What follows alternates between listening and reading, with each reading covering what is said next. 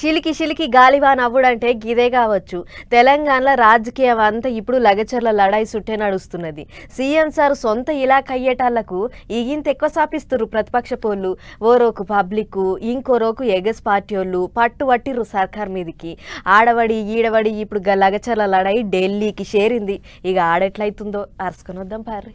రాజకీయమా ఏం చేస్తావే అని అంటే రోజుకో మంట పెడతా, ఒకరినొకరు తిట్టుకునేటట్టు జుట్లు పట్టి కొట్టుకునేటట్టు చేస్తా అని అన్నదట. అగో అటనే ఉన్నది ఇప్పుడు తెలంగాణలో పరిస్థితి.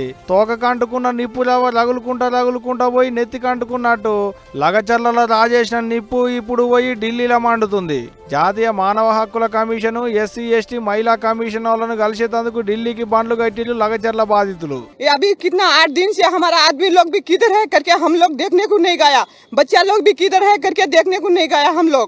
अभी से इतना, मेरा 2 बच्चा है, एक लड़की है, मेरा लड़की रो रहा है, बोलेगा तो हम लोग को बहुत दुख आ रहा है. हम लोग को मेरा बच्चा लोग इतना ही कर रहा है ना. मम्मी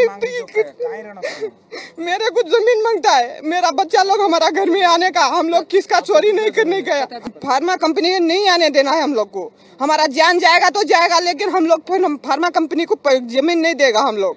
వాళ్ళ బాధలేందో, వాళ్ళ బందీలేందో, వాళ్ళకున్న కష్టాలేందో అన్ని కాగితాల మీద రాసి మానవ హక్కుల సంఘ పోళ్ళకి ఇచ్చారు. అధికారులు కూడా అంతే. పోయిన వాళ్ళందరినీ చిన్నతనం చేయకుండా ఇగో ఇట్ట పక్క పోయింటి కూసబెట్టుకుని వాళ్ళ గోడేందో అంతా అడిగి తెలుసుకున్నారు.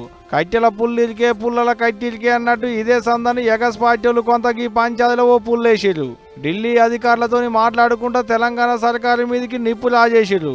మాకు న్యాయం జరగాలంటే మరి ఢిల్లీలో కేవలం ఢిల్లీ మాత్రమే మమ్మల్ని దేశ రాజధాని కాబట్టి మమ్మల్ని కాపాడుతుంది అనే ఉద్దేశంతో మా గిరిజన ఆడపిల్లలు, కొంతమంది భర్తలు జైల్లో ఉన్నారు, కొంతమంది కొడుకులు జైల్లో ఉన్నారు, కొంతమంది మనవాళ్ళు జైల్లో ఉన్నారు, మిగతా వాళ్ళందరూ పారిపోయినారు భయానికి. కాబట్టి వాళ్ళు వచ్చి మమ్మల్ని అడిగితే వాళ్ళని ఇక్కడికి తీసుకురావడం జరిగింది. ఇవాళ మానవ హక్కుల కమిషన్ని కలిసాం.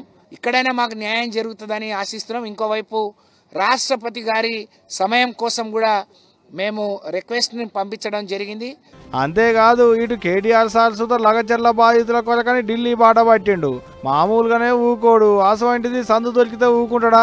మైకుల ముంగట కూర్చొని అధికార పార్టీ వాళ్ళను పొట్టు అరుచుకున్నాడు కారు పార్టీ ముఖ్య లీడర్ కేటీఆర్ సారు. एक फार्मा विलेज एक चीफ मिनिस्टर के एलिजिडली उनकी सन इन लॉ के लिए, उनकी कंपनी के लिए आज इतने लोगों के, इतने फैमिलीज के जमीन हड़पा जा रहा है और आप बोलते नहीं. आप कम से कम मुंह तक नहीं खोलते. जबरदस्ती की जा रही है यहाँ पे रेवंत रेड्डी जी की कॉन्स्टिट्यूएंसी में कोदंगल में, जहां उनका मन बन गया कि एक फार्मा विलेज बनाना है 3000 एकड़ में. ఇగో గిట్లా కారు పార్టీ వాళ్ళంతా కట్టకట్టుకుని ఫార్మా బాధితులను వెంబడేసుకుని చక్కగా ఢిల్లీకి పోయారు.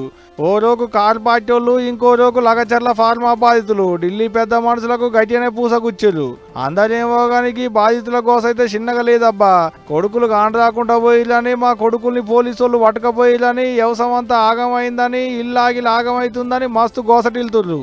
మరి చూడాలకి లగచర్ల లడాయి ఆఖరికి ఏమవుతుందో. బాధితులకు ఢిల్లీ పెద్ద మనుషులు ఎటువంటి న్యాయం చేస్తారో అనేది కానీ వాళ్ళ గోస మాత్రం చూడలేకపోతున్నాం అబ్బా.